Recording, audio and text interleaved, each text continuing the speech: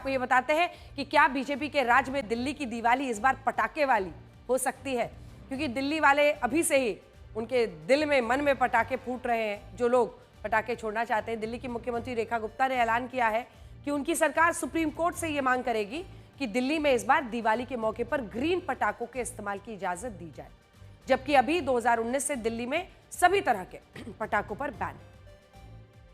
के लिए दिवाली एक बहुत बड़ा त्यौहार है, भावनाओं से जुड़ा है, प्रभु राम की वापसी से जुड़ा है। ऐसे में मैं ये समझती हूँ कि उन्हें ये अनुमति मिलनी चाहिए, चाहे ग्रीन क्रैकर के रूप में मिले, ताकि वो अपने त्यौहार को अच्छे से मना सकें। और दिल्ली सरकार भी इसको लिखित रूप में माननीय कोर्ट के समक्ष अपनी इच्छा जाहिर करेगी कि सरकार अब पूरी तरीके से अपनी जिम्मेवारी पॉल्यूशन के प्रति रखती है और उसे निभाएगी भी। तो जिन पटाखों की बात हो रही है वो भी आपको बताते हैं, सामान्य पटाखे और ये ग्रीन पटाखे, इनमें क्या अंतर होता है। ग्रीन पटाखे उन्हें कहा जाता है जो पर्यावरण को कम नुकसान पहुंचाते हैं और जिनसे कम प्रदूषण होता है। National environmental engineering research institute के मुताबिक इन पटाखों में सामान्य पटाखों के मुकाबले केमिकल्स नहीं होते हैं। सामान्य पटाखे हवा को 2 से 3 दिन तक जहरीला रखते हैं, जबकि ग्रीन पटाखों में धुआं, सल्फर डाइऑक्साइड, नाइट्रोजन ऑक्साइड 30% कम निकलता है और इनके सीमित इस्तेमाल से ज्यादा वायु प्रदूषण नहीं फैलता और इससे ध्वनि प्रदूषण भी कम होता है।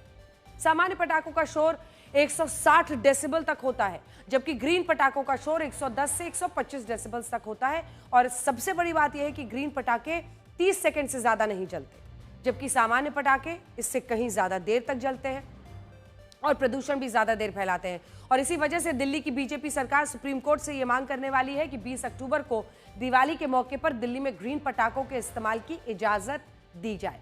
आज यहां एक सवाल यह भी है कि क्या अब हमारे देश में दिवाली के त्योहार की छवि को धीरे धीरे बदलने की कोशिश हो रही है।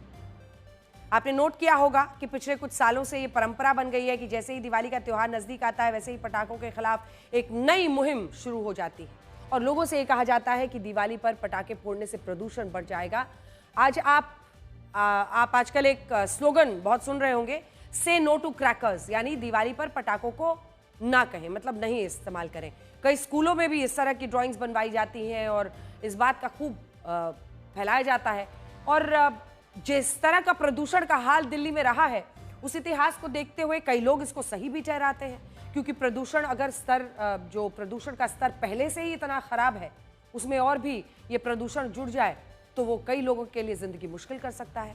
लेकिन से नो टू क्रैकर्स, इस बदलाव के कारण आज बहुत सारे लोगों के मन में दिवाली की एक ऐसी छवि बन गई है जिससे लोग ये सोचते हैं कि दिवाली का त्योहार प्रदूषण लाता है, दिवाली पर पटाखे फोड़ने से हवा जहरीली हो जाती है। आज हम आपको यह भी बताना चाहते हैं कि आखिर पटाखों से कितना प्रदूषण होता है। दिल्ली में प्रदूषण को लेकर एक बहुत बड़ी स्टडी हुई थी, जिसमें पता चला था कि वर्ष 1997 से 2022 के बीच दिल्ली में जो प्रदूषण फैला, उसके प्रमुख कारण क्या क्या थे। तो सुनिए, वर्ष 1997 से 2022 के बीच 25 वर्षों के दौरान दिल्ली में जितना वायु प्रदूषण फैला, उनमें 10 से 30% प्रदूषण का कारण वाहनों से निकलने वाला धुआं था। इतने ही 10 से 30% प्रदूषण का कारण निर्माण कार्यों से जुड़ी गतिविधियां हैं, धूल और मिट्टी को माना गया है। पावर प्लांट और फैक्ट्री से निकलने वाले धुएं को भी 10 से 30% प्रदूषण का कारण माना गया। सर्दियों में हाथ सेकने के लिए जो अंगीठी जलाई जाती है या चूल्हे पर खाना पकाने से जो धुआं निकलता है, उससे दिल्ली में अधिकतम 10% प्रदूषण होता है। खुले में कूड़ा जलाने से 5 से 15% प्रदूषण फैला। धूल वाले तूफान से 5% प्रदूषण फैला। पराली जलाने से जो होता है, जो प्रदूषण आता है, वो 3% प्रदूषण फैला। और इस सूची में दिवाली पर पटाखों से प्रदूषण बढ़ने का दूर दूर तक कहीं नाम नहीं है। लेकिन यह भी एक सच्चाई है कि 2-3 दिनों तक, जब तक ये प्रदूषण रहता है हवा में, कई लोगों को परेशानी होती है।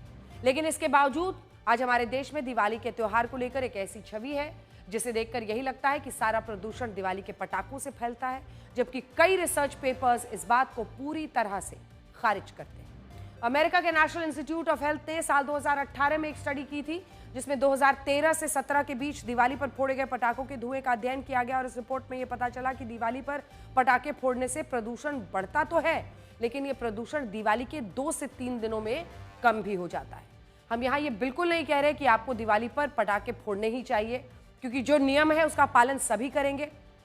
और ये भी समझने की ज़रूरत है कि उन 2-3 दिनों में अगर कोई पहले से अस्थमा का पेशेंट है तो हो सकता है उसके लिए ये बहुत हानिकारक हो।